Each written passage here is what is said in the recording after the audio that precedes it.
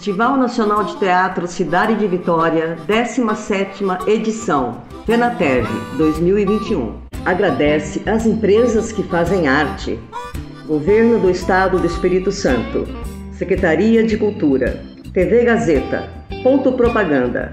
Realização: Associação Cultural Circense e Ambiental Uma Floresta. Produção: Ratimbum Produções de Artes. Se inscreva no canal do Festival Nacional de Teatro Cidade de Vitória, no YouTube, curta a página do Facebook, Instagram e fique por dentro de toda a programação. Assistam ao espetáculo E Nós que Amávamos Tanto a Revolução, com o grupo Jurubebas, Amazonas.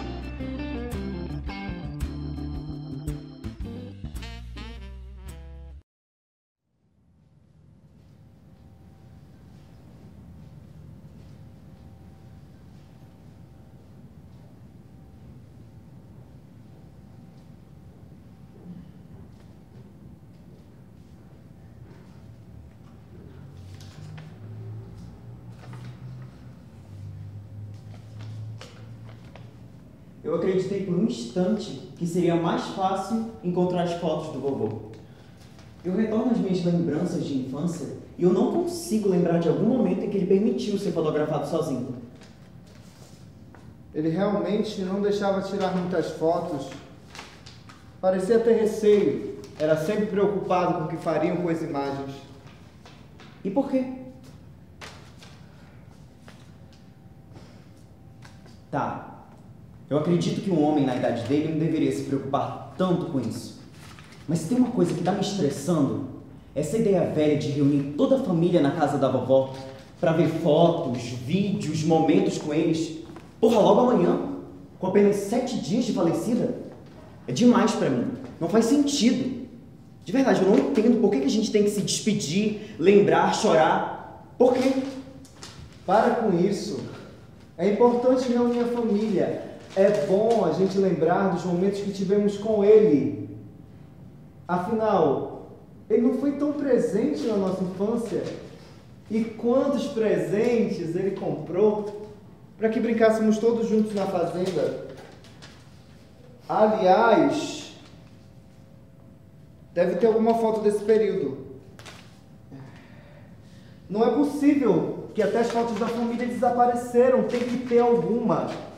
Só que ele sempre foi meio recluso, reservado. Ele gostava de sigilo em tudo que fazia. Para onde ia, com quem trabalhava. E, na verdade, poucas vezes eu ouvi sua opinião sobre certos assuntos. Isso me faz lembrar que uma vez, quando éramos crianças, fui atrás do vovô para lhe dar um susto. E acho que vi esconder alguma coisa no meio do mato. E hoje, lembrando e tendo mais consciência das coisas, acredito que seja uma arma de fogo, bem pequena e enferrujada. Mas ele nunca foi policial, e nem do exército. Provavelmente comprou de uma forma ilegal. Talvez ele acreditasse que teria que se defender. Mas de quem? De quem? O vovô é o homem mais paciente e pacifista que eu conheço, ou conheci.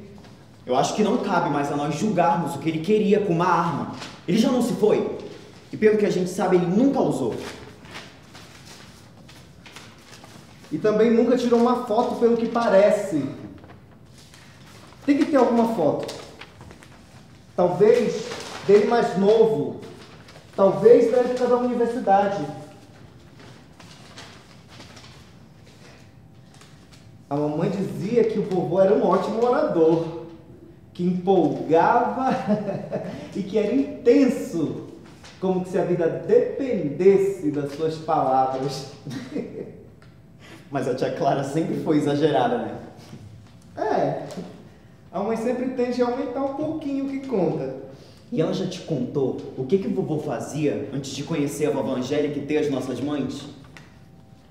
Pouquíssimas coisas. Talvez nem elas não sabiam direito. O que vai dificultar achar fotos do vovô mais novo, e eu acho difícil a gente encontrar fotos com a família dele. Vovô era filho único. Não era só a vovó que tem ou tinha um irmão mais velho? Delegado ou militar, não sei. É. E ele nunca foi próximo. E eu nunca acreditava no que ele dizia. Por quê? A mamãe dizia que a vovó e o vovô brigavam por causa dele. Que ele era violento quando bebia. Que ele também trabalhou como delegado na época da ditadura. Que ele passou quase uns 15 anos sem entrar em contato. De um militar, eu não fico muito surpreso com tudo isso. Eu não vejo problema nenhum em ser militar. Não faz sentido o que você está dizendo. Então cadê esse irmão da nossa avó que nem no enterro dela apareceu e sequer no funeral do vovô? Ele é militar. Você sabe disso. Talvez ele tenha se ocupado com alguma coisa. Com alguma nova informação sobre terraplanismo? Só porque ele foi um militar durante o regime, não significa que ele não mereça o nosso respeito. Respeito se ganha, não acha? E você acha que ele não merece? Até então nada soube se ele fez ou não algo que prove o contrário. Eu não entendo a sua arrogância. Na verdade, eu não entendo muita coisa.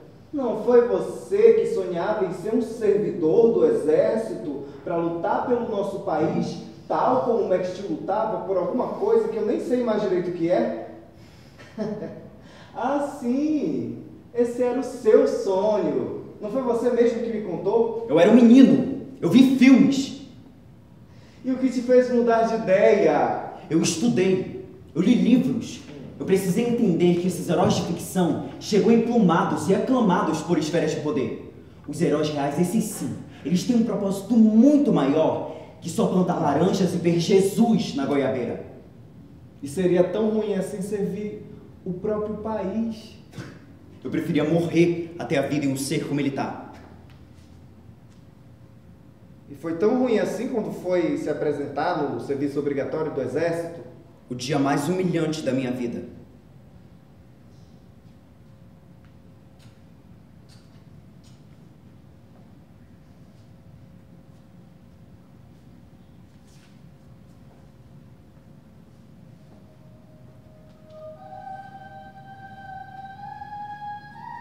Há muito tempo, em uma cidade engolida pelo vento e pelo tempo, espalhou-se uma história que eu vou contar, mas que vocês não podem contar para ninguém. Havia um rei, um antigo cavaleiro que estava no poder, quando de repente surgiu a história de que um fantasma amaldiçoaria o castelo. Todos acreditavam que o rei anterior tinha interesse em negociar a vida eterna com esse fantasma. Foi por isso que o líder dos Cavaleiros Invasores criou 4 documentos que lhes davam muito poder.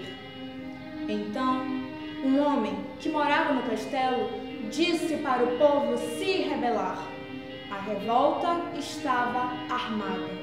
E a notícia de que o povo dos outros reinos lutavam contra esses tiranos chegavam a todo momento.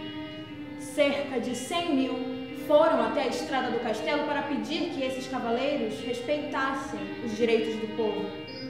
Só que o medo dos cavaleiros invasores os fizeram criar um 5º e mais cruel documento. Não haveria desde então um resquício de liberdade. Haveriam eles de castigar todos aqueles que se rebelassem contra tudo o que os cavaleiros acreditavam.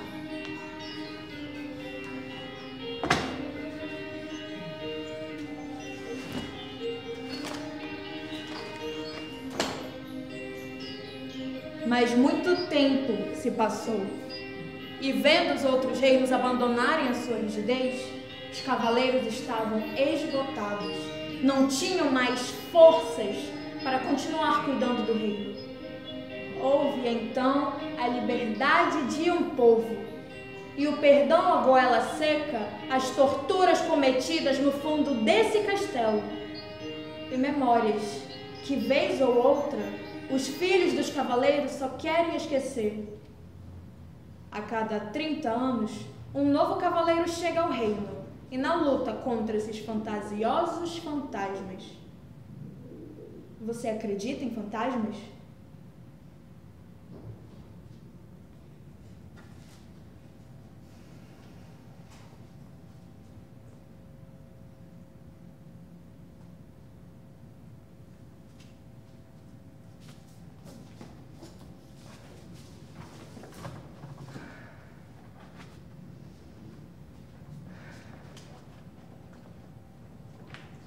Sabe o que eu tava lembrando aqui? Das nossas noites de Natal nessa mesa. De quando as cores da casa da nossa avó nos conduziam. Inclusive saudade.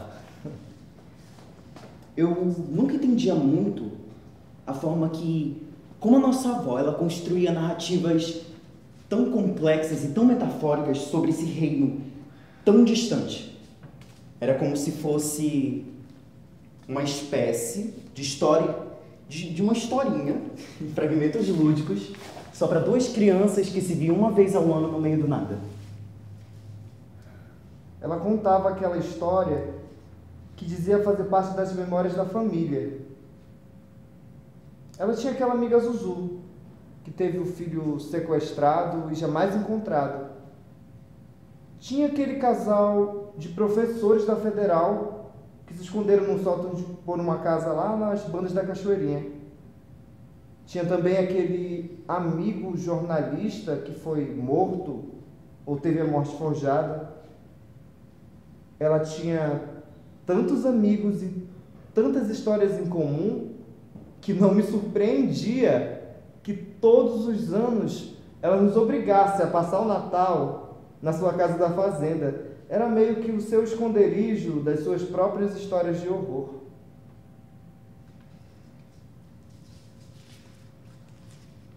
Lembra dessa foto? Que história ela escolheu para nos contar nesse ano? Esse dia, ela contou pra gente a história sobre como o rei, ele se importava com as crianças. Em especial aquelas mais pobres e que tinham as suas famílias dilaceradas pela fome. Disse que a sua ideia de levar água e comida era uma forma de dividir os ganhos que tinham obtido através do trabalho. Olha essa aqui. Eu lembro dessa.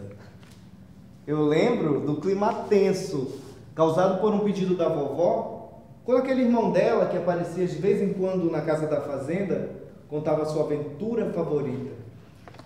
Eu não lembro da voz dele, eu sei que ele me metia um medo danado. Medo de quê? Ele tinha esse olhar profundo, como se ele guardasse um grande segredo no fundo dos seus olhos. E antes que me pergunte, eu não posso imaginar que tipo de segredo aquele homem levava na sua afeição nada feliz. Porque, poxa, o Natal não era para ser uma data louvável? Era o único dia em que toda a família se reunia na fazenda da vovó. E este estava sempre ali, sentado, contando. Para mim, ele era só um irmão distante da vovó. Alguém nessa casa sempre esconde um segredo da gente. Aqui, uma carta. Eu acho que alguém esteve aqui, antes de nós. Veja, você tem mais cuidado com essas coisas.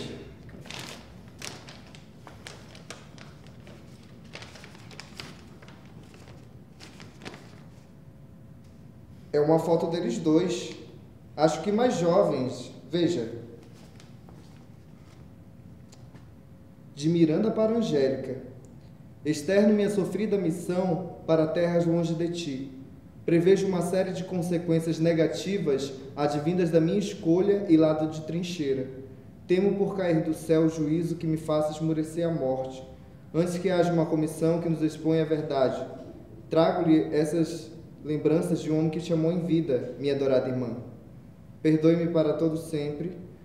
Assunção, Paraguai, 27 de setembro do ano de 2002. 2002 não foi o ano em que esse homem da carta não passou o Natal conosco? Além disso, ele escreveu uma carta afirmando ser irmão da nossa avó. Isso tira qualquer dúvida que temos a respeito. Então fazia todo sentido as histórias que ele contava sobre sua fuga para o Paraguai. Eu sempre pensei que fosse ficção bem interpretada por um senhor de idade. Mas... Me ajuda a revirar essas gavetas, por favor? Parece ter mais coisas esquecidas. Eu acho que alguém realmente esteve aqui. Olha o que eu encontrei. Mais fotos da vovó com esse homem. Eles mais novos. Eles mais velhos. Até foto deles com o Papai Noel.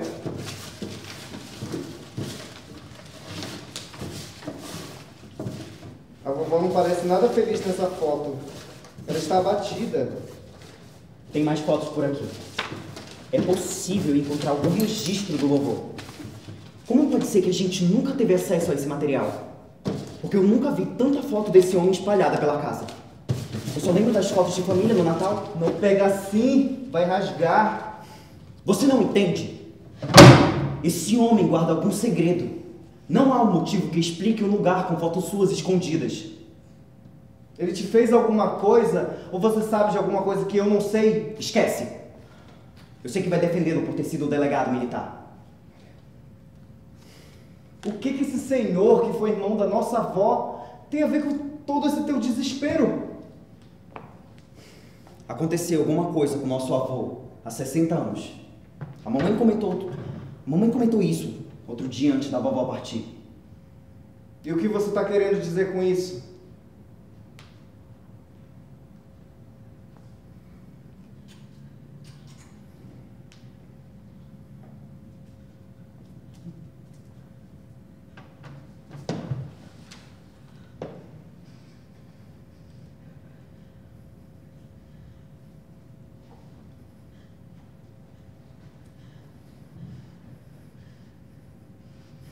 Eu já desconfiava no terceiro.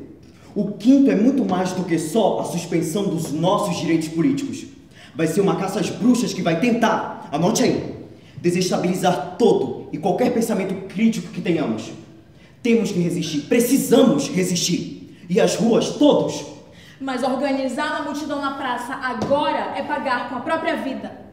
Mas, meu amor, os estudantes querem. O sindicato só quer o apoio para o primeiro passo. Temos que retalhar. Tem grupo de paramilitares de direita também fazendo atentado. Mas antes, precisamos ficar invisíveis.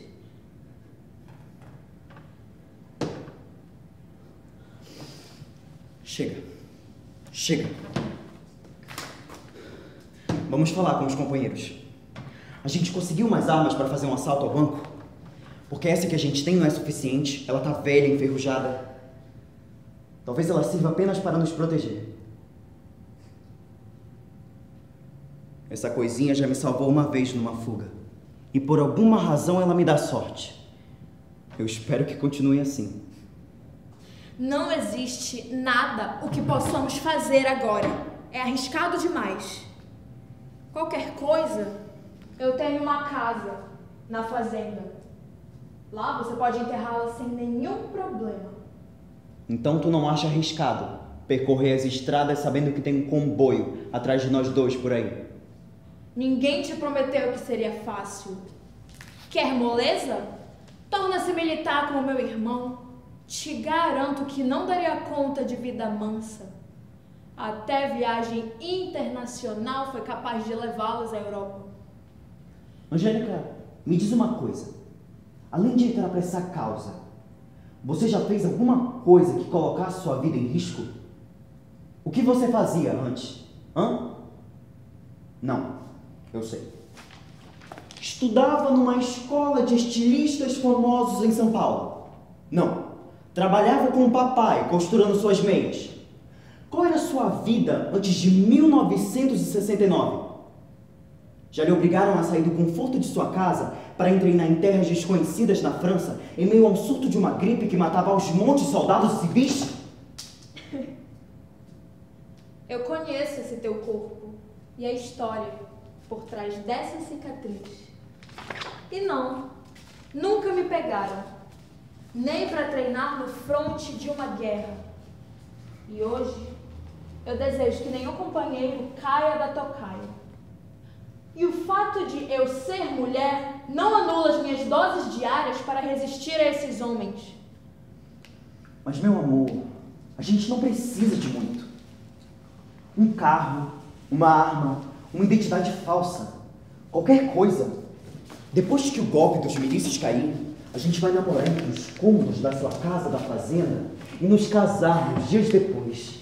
Antes temos que revidar esse... Silêncio! São eles!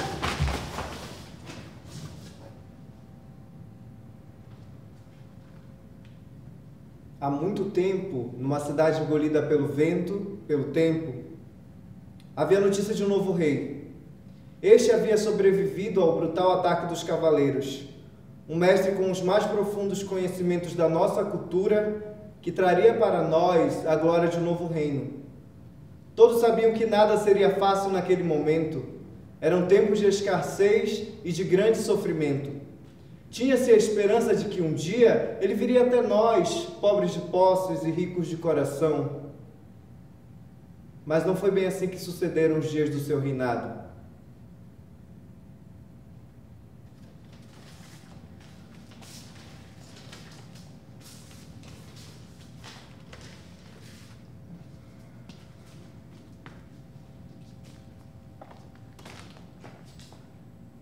Olha quanta coisa do vovô.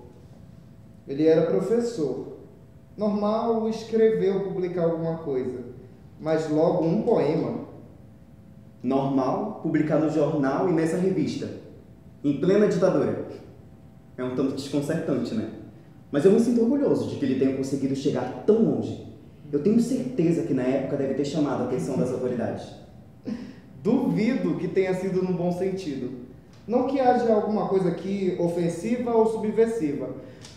Eu só acho que o vovô não se envolveria com essas coisas. Ele poderia ser considerado marginal. Eu acho que a sua pergunta deveria ser: hoje, ele seria considerado marginal? Stuart, o poema não é o problema, e sim o contexto. Pensa comigo. Imagina, o que significava para o nosso avô fazer parte desse jornal? Não te diz nada? Ou então olha com quem ele andava. O que ele quis provar? Ou quem ele quis provocar? O que te diz? Então você está querendo me dizer que nós tínhamos um artista na família e a sua obra nunca poderá ser dada ao mundo. Não vês? Eu não discordo que provavelmente o vovô ele foi um aspirante a escritor durante sua juventude. Pelo que bem consta aqui, nesses documentos. Mas em prol de quê? Em prol de quê? Todo artista tem seu ofício, e seu ofício político. Eu acho que a gente deve procurar conhecer melhor o nosso avô. O que tem aqui, O que tem aqui nesses jornais? O que tem aqui nesses documentos velhos? Nada demais, provavelmente. Mas eu estou disposto a revirar essa casa inteira e ter certeza de que seu único erro foi não ter escrito e publicado mais.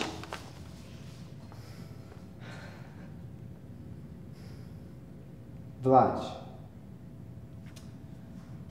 você sabe por que seu nome é esse?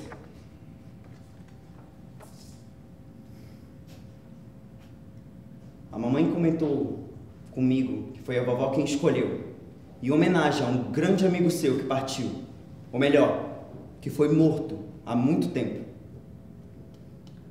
A minha mãe também falou que meu nome é em homenagem ao amigo da vovó. Ela contava que a mãe desse amigo nunca foi com a cara dela. E que não passavam de baderneiros, que levantavam bandeiras sem nem saber ao certo por quê.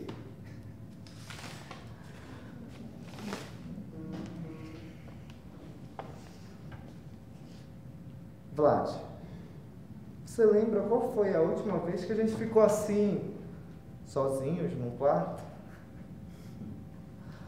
Fala das nossas brincadeiras de criança ou outro tipo de brincadeiras que já fizemos naquele quarto do seu apartamento? Hã? Eu não sei quando foi que a gente cresceu e criou medo de errar. Às vezes eu sinto que todos os acertos, por mais que beneficiem alguém, outras pessoas pagam pelas coisas que eu fiz. Não que a gente deva se importar tanto com o que os outros dizem, mas você não se sente mal às vezes de acertar e se sente mal às vezes de errar? E se a gente estiver errado o tempo todo? E se todas essas verdades propagadas, seja por qual lado esteja dialogando, não passam de erros contínuos? Talvez, sei lá, seja mais fácil achar que erramos quando cedemos, porque às vezes eu preciso ceder. Só não acho certo a gente estar aqui revirando as coisas de um passado que nem é nosso. A nossa missão é ir pra frente, é olhar pro futuro, Vlad. Às vezes eu esqueço que por trás de toda essa tua pose de arrogância, existe apenas esse garoto, amedrontado e cheio de manias. Stuart, o nosso avô, ele não pode estar errado se ele acreditava fielmente naquilo. A nossa verdade não é estar no fronte de batalha todas as vezes que acreditamos nossas ideias, não acha? Então por que ele escondeu uma arma? Então por que ele teve um poema publicado no jornal? Por que o tio das nossas mães não frequentava a casa da fazenda quando ele estava vivo? Não faz sentido tentar entender o porquê da nossa avó esconder esse passado da gente? Talvez ela só quisesse esquecer. Talvez ela não quisesse mais lembrar disso. E esse quarto? Olha para isso. Será que as nossas mães sabiam disso? Olha, eu acho que alguém esteve aqui.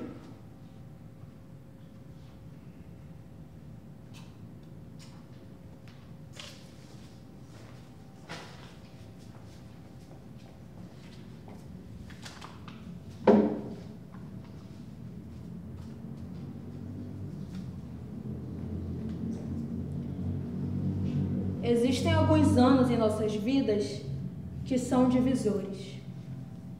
Cenas de atos ficam registrados na memória de nossas histórias. É como ouvir uma música que nos faz lembrar de alguém que deixou marcada a sua passagem.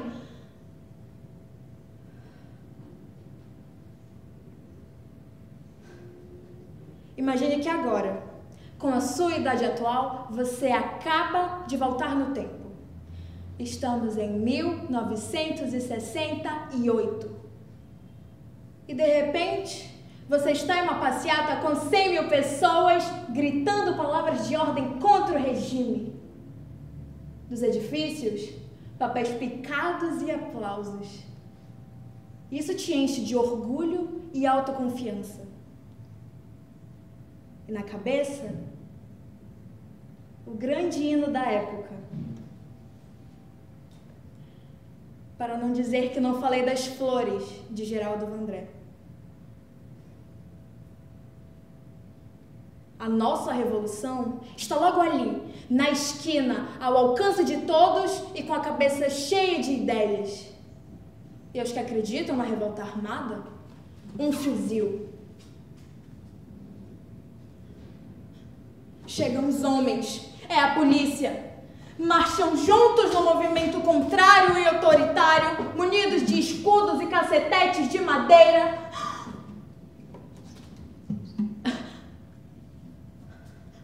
O cheiro do gás lacrimogêneo sufoca.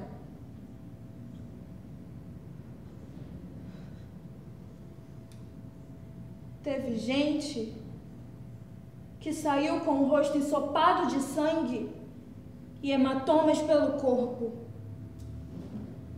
A polícia leva prende e tortura. Mas, se você não apanhou muito e nem foi preso, dá pra chegar num barzinho no começo da noite pra encontrar o pessoal da esquerda, disfarçando o lugar que nas madrugadas torna-se uma grande casa de guarda. Os acadêmicos, eles dialogam com os pobres e os sindicalistas. E entre chopes Resistência e Cuba Libre, você tira da sua bolsa um exemplar da revista Veja que acabou de ser lançada. Ali lemos e discutimos notícias que nos deixam indignados, como a invasão dos tanques soviéticos na Tchecoslováquia. Você chora com o assassinato de Martin Luther King. Quer se vingar dos PMs que mataram o estudante Edson Luiz. Aí um amigo teu comenta sobre a peça Roda Viva de Chico Buarque e José Celso, no Teatro Ruth Escobar, em São Paulo, que a polícia chegou quebrando tudo e descendo o cacete nos atores. Mas aí alguém coloca na vitrola o disco Tropicália para inspirar a nossa luta diária pela sobrevivência das nossas ideias. Mas depois do discurso do deputado Márcio Moreira Alves, o presidente Costa e Silva decretou o ato institucional número 5. Foi o golpe dentro do golpe. Depois disso, qualquer vestígio de liberdade se evaporou. A polícia saiu atirando para matar e o DOPS passou a ser casa de quem é contra o regime. Ali era cenário de prisões, torturas e morte.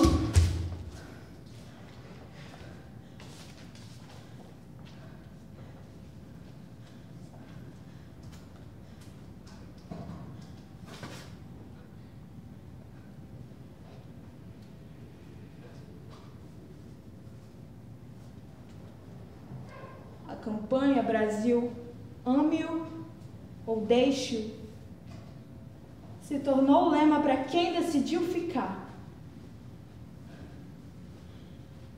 Teve gente que subiu no rabo de um foguete e foi embora. O cerco tinha se fechado e a juventude só queria ser como Che Guevara, ou simplesmente ser livre para ser como quiser. Houve uma caça aos homossexuais e travestis nas ruas, acreditando numa limpeza social que elevaria a moral e os bons costumes de um país comandado por milicos, milicianos e laranjas.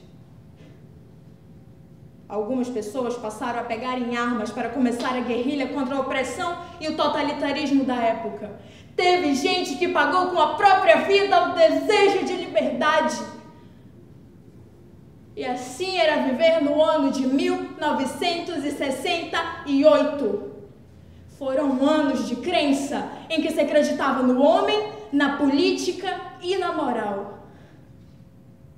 Mas tinha-se fé na nossa verdadeira revolução, que mudaria o mundo, o país e a humanidade.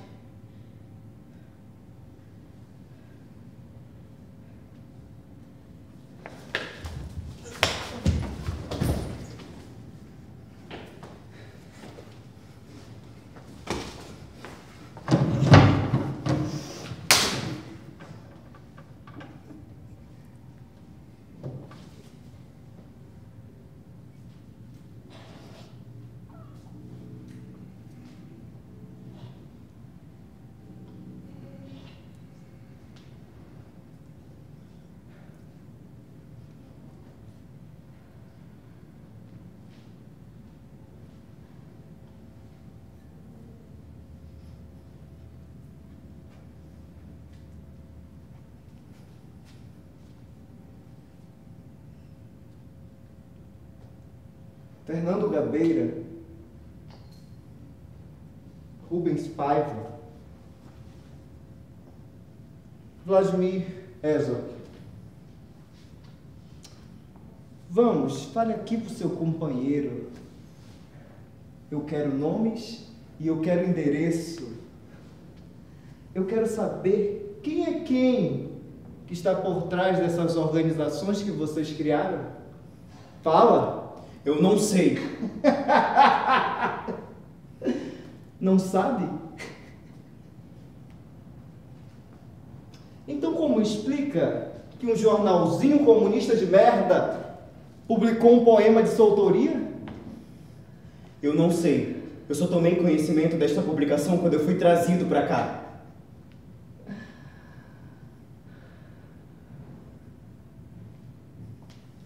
Então o senhor diz que teve um manifesto publicado contra o seu conhecimento? É. Mas não é um manifesto. É um poema. E o senhor faz o quê? Trabalha em quê? Eu sou professor. Eu dou aulas em uma escola primária. E nas horas vagas é poeta? Eu escrevo poesia sim, mas são muito pessoais e eu nunca mostrei a ninguém. Por isso eu não sei como um poema meu foi publicado no jornal.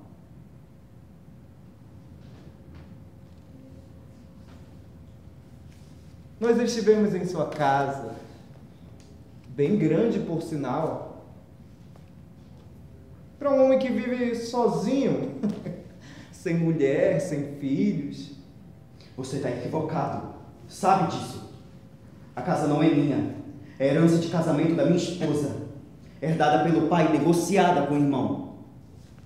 Eu tenho 2 filhas ainda nem nascidas, senhor.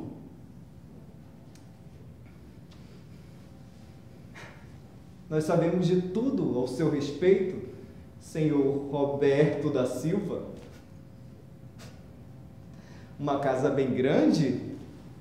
Eu fico tentando imaginar que tipo de planos obscuros vocês faziam nos cômodos daquela casa. Eu nunca me reuni para confabular coisa alguma. Eu nunca me envolvi com política. Então o senhor se envolve com o quê? Eu tenho um compromisso com o meu trabalho, com os meus alunos, com a minha esposa e minhas filhas, somente. E o que mais? É só isso. Eu não me envolvo com política e não sou militante de nenhuma organização. Então o senhor acha a política imoral? Há tanta coisa acontecendo por aí e nem todas podemos dizer que sejam legais. E que coisas seriam essas? Eu acho que essa pergunta o senhor pode responder bem melhor do que eu. Não é certo, delegado? Então o senhor diz não pertencer a nenhuma organização terrorista.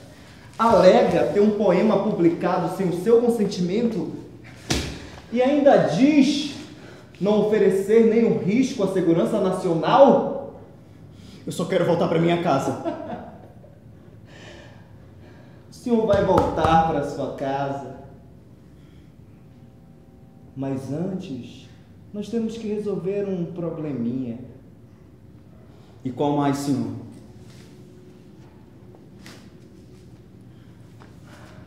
Bom, o senhor se diz inocente de todas as acusações que lhe foram feitas. Nesse caso, nós temos um ato de injustiça contra um cidadão de bem. Me diga uma coisa, senhor poeta. O senhor acha que os policiais envolvidos na sua arbitrária prisão devem ser punidos? Cada um age de acordo com a sua consciência. E o que o senhor acha de Fidel Castro?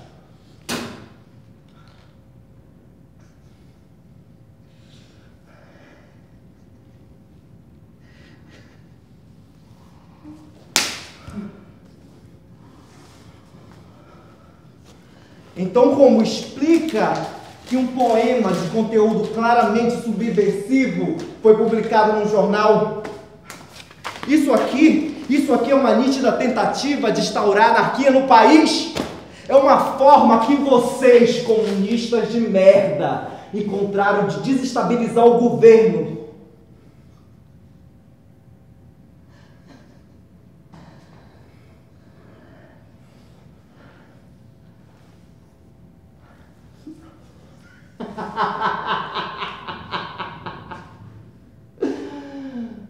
Me diga uma coisa, senhor poeta.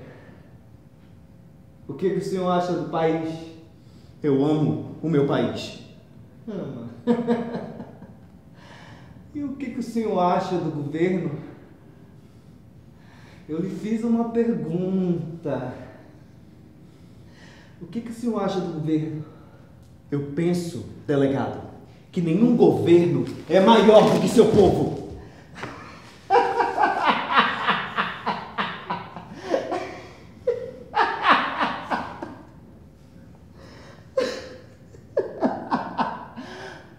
O senhor é do tipo de comunista que eu nunca conheci. Se diz inocente e ainda diz que nenhum governo é maior do que seu povo? É nisso que eu creio.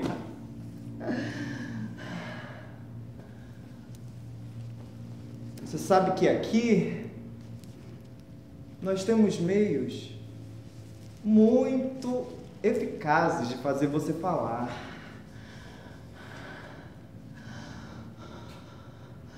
Mas para provar que aqui a gente é um regime democrático, vou lhe dar uma oportunidade.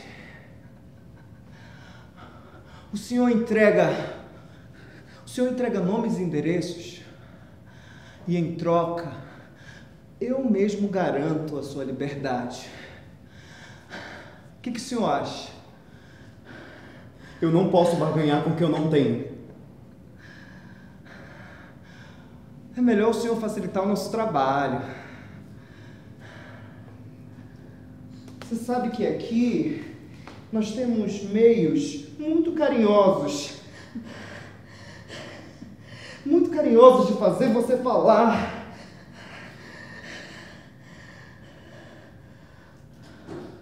Mas eu já não disse que eu não sei de nada.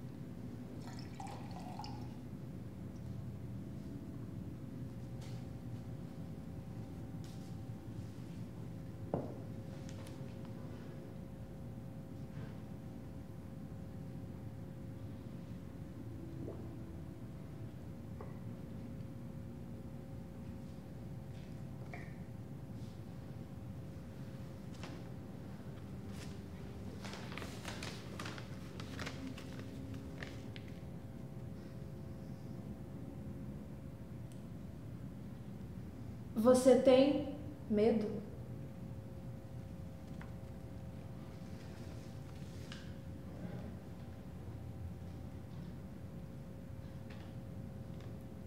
Você não tem medo do que possa acontecer?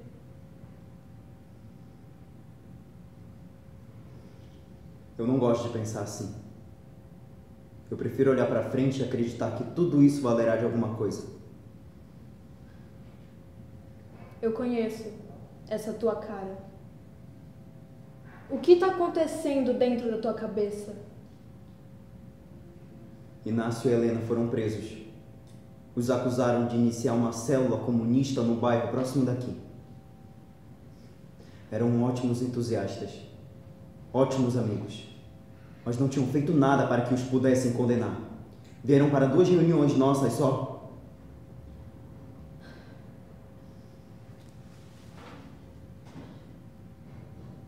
Sabe, eu fico imaginando o dia em que todos nós poderemos ser livres para ser como quiser e agir como quiser. Você já pensou na possibilidade de poder escrever o percurso da tua própria história?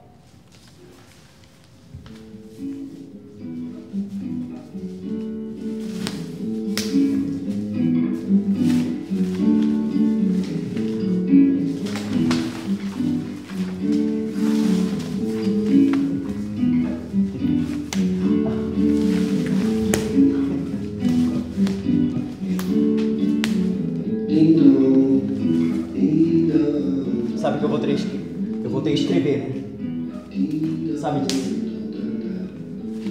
Amanhã eu vou visitar o nosso amigo Vladimir no jornal, buscar novas informações para saber se passará despercebido pela censura.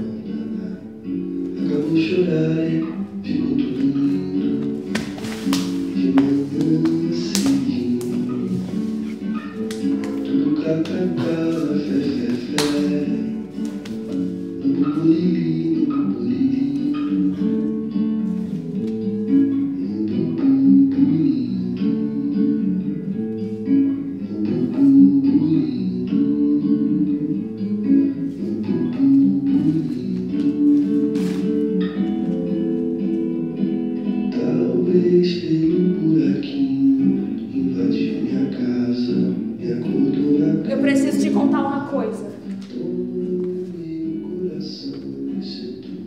Eu tentei esconder, mas a parteira de confiança da minha mãe confirmou. Eu tô grávida.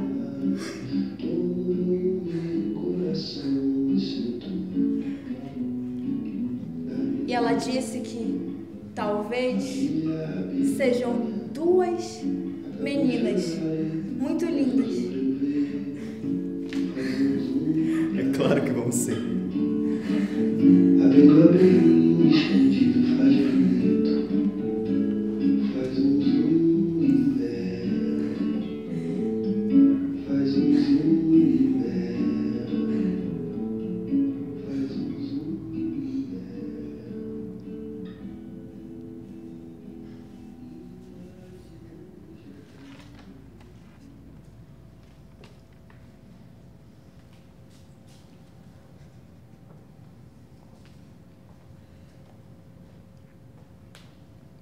Há muito tempo, numa cidade engolida pelo vento, pelo tempo, foi a vez de uma rainha assumir o poder. Mulher, mãe, a primeira dentre tantas que tentou subverter a ordem das coisas impostas. Talvez por ser mulher, lutou incansavelmente para manter o alimento do seu povo, mas os algozes tentaram lhe usurpar do reino, lhe tirando a força e havia força.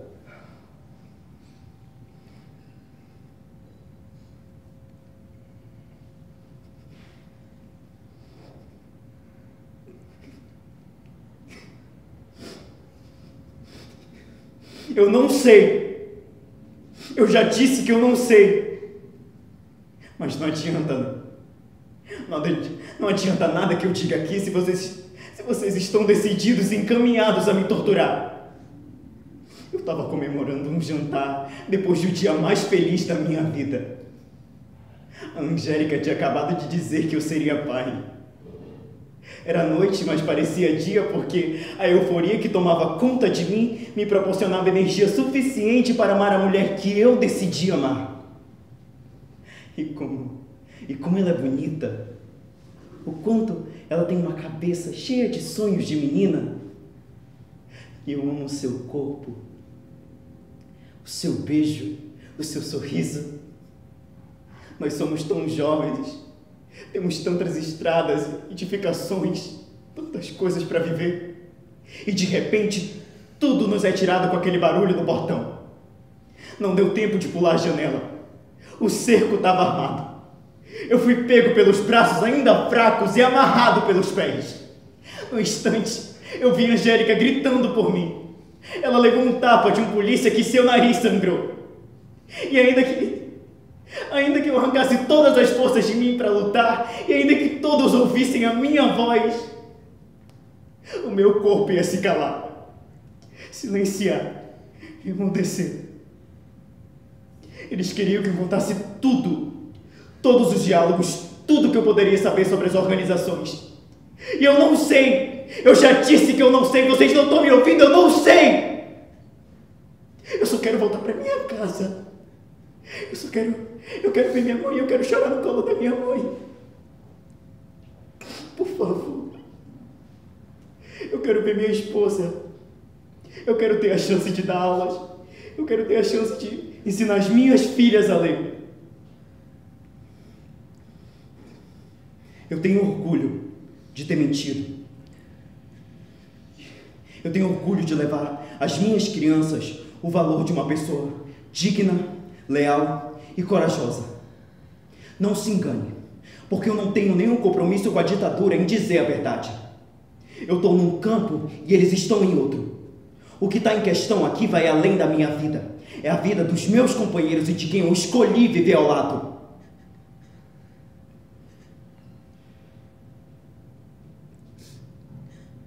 Há muito tempo eu esperei por esse momento. Numa cidade engolida por gases, balas e porretes, eu só queria andar. Engolida pelo tempo, você não sabe por onde foi. Engolida pelo vento, você sabe por onde vai. E eu sei que são duas meninas muito lindas que estão aqui dentro. O papai, ele vai já voltar. Ele foi resolver uns probleminhas com os caras de fada, mas ele já volta. Ele foi fazer o que era combinado fazer. Talvez ele demore um pouco.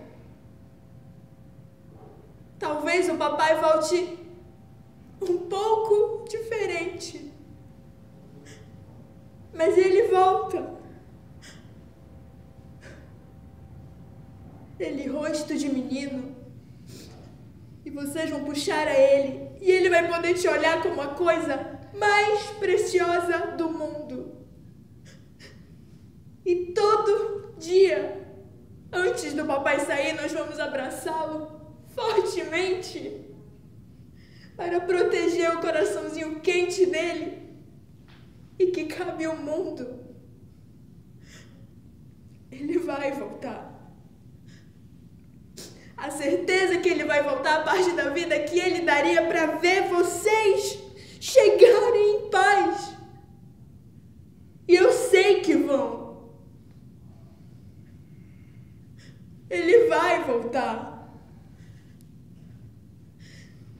Ele vai voltar porque mesmo que não volte, voltará todo dia na minha lembrança. E com os seus poemas e formas de sangrar pelas mãos, ele vai dizer que nos ama, como sempre faz.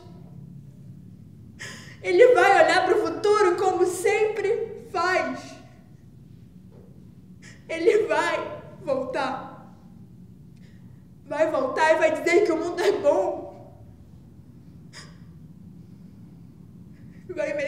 no avião, mas ele vai voltar. Ele vai. Ele volta. Eu sei que ele vai voltar.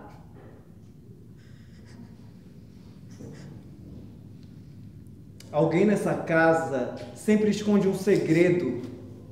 Não que tenhamos que falar abertamente tudo, mas existe alguma coisa escondida no porão dessa casa. E Stuart não acredita. Prefere achar que foi um enorme trabalho de traças, ratos e pragas. Mas a história não se apaga assim. Eu sei que esse é um momento pessoal. É um desabafo que eu já deveria ter feito há muito tempo e me sinto na necessidade de fazê-lo agora. E desde logo, meu querido Stuart, eu sei que não é necessário eu alertar a minha lealdade como ator, porque eu tenho a revelado durante todos os dias desse processo. Eu sei quais são as atribuições de um amigo e também parente que aqui eu interpreto. A minha natural descrição sempre foi motivo de muitas dúvidas ao meu respeito, mas a minha memória me permite lembrar todas as manhãs de ser fiel ao que acreditamos, e quem escolhemos amar se faz necessário em tempos de cólera.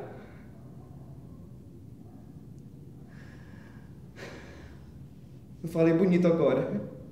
A minha mãe, ela ia sentir muito orgulho de mim se estivesse aí na plateia, me assistindo falar desse jeito. Enquanto um de nós não acreditar na importância e na verdade sobre o passado, enquanto um de nós estiver apoiando o sexismo, o racismo e a homofobia, enquanto um de nós estiver falando, lutando e dando a cara para bater contra as coisas que a minha avó dizia, eu vou ter que estar aqui falando e olhando no fundo dos seus olhos e dizendo o quanto está equivocado. Está na carta que você, personagem, que você, Stuart, encontrou.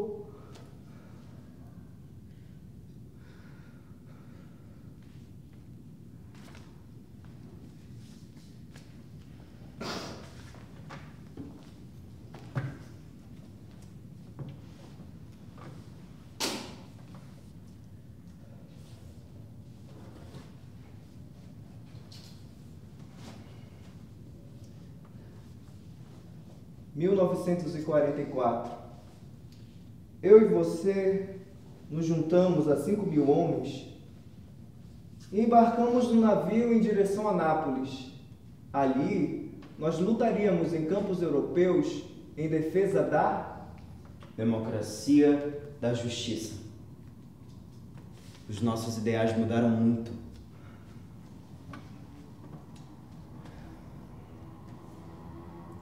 Foi você que salvou minha vida, que me tirou da linha de fogo antes que um tiro de fuzil atravessasse meu crânio.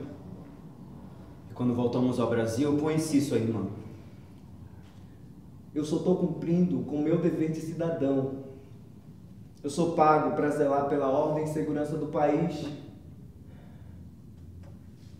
Eu sempre tentei imaginar o que acontecia para você nunca entregar meu nome à polícia. Eu sei que minha cabeça vale ouro. Você já foi torturado vários dias seguidos. Se duvidar, com mais os cascudos morre. Por que não fala logo o que queremos saber? Além do fato de você botar a vida da minha irmã em risco, te facilitou muito fugir das leis desse país. Por que não fala?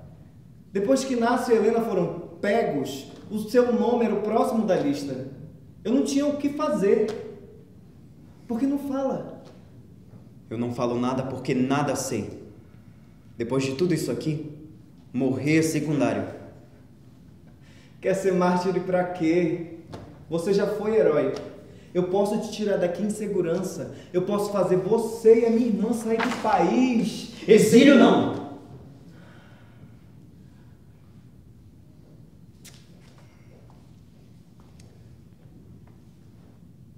Preciso te perguntar uma coisa. Hoje, depois de tudo que foi dito, depois de tudo que foi feito, você se arrepende de ter salvado a minha vida? Não. Eu fiz o que deveria ter feito. Como você fará o que deve fazer? Afinal, você não é pago para isso, delegado. E além do mais, se eu não tivesse salvo sua vida, talvez eu jamais tivesse conhecido a Angélica. Se você pelo menos concordasse em entregar o nome dos terroristas, tudo isso acabaria de vez.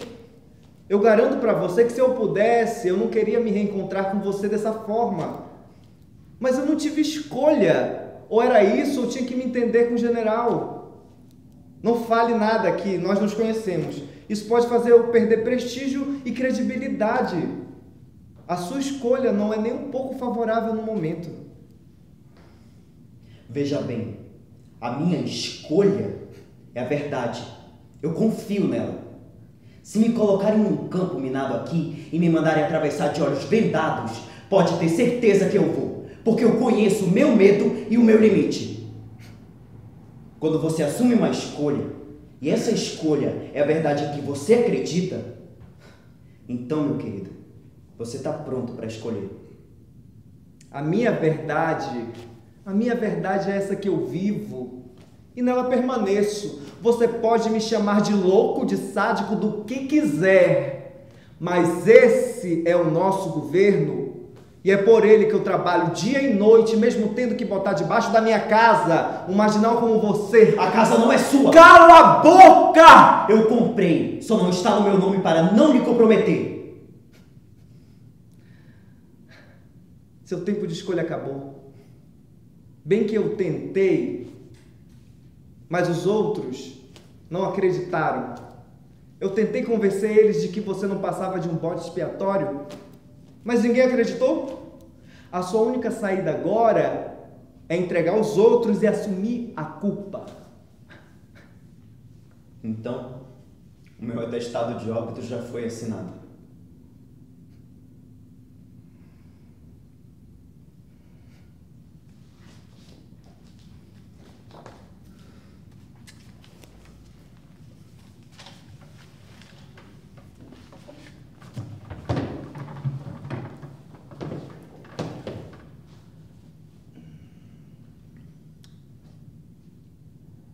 Dizem que o homem vai chegar à Lua ano que vem. Pelo menos é o que os americanos pretendem.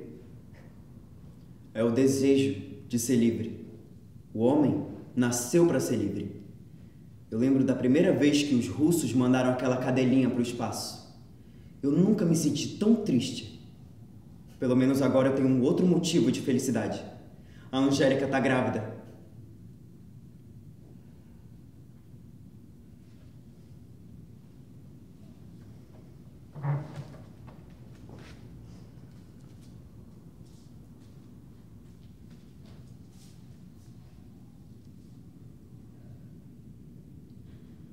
Repressão, violação dos direitos humanos.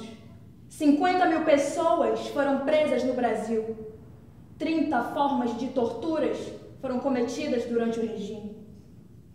20.000 pessoas torturadas. 2.811 entre mortos e desaparecidos. Censura, perseguição, luta armada. 8.350 indígenas mortos em massacres. Milhares de estudantes torturados. Centenas de mulheres estupradas. Dezenas de crianças espancadas. Desculpa terminar assim, mas esse é um pedaço do Brasil que foi ocultado durante tanto tempo.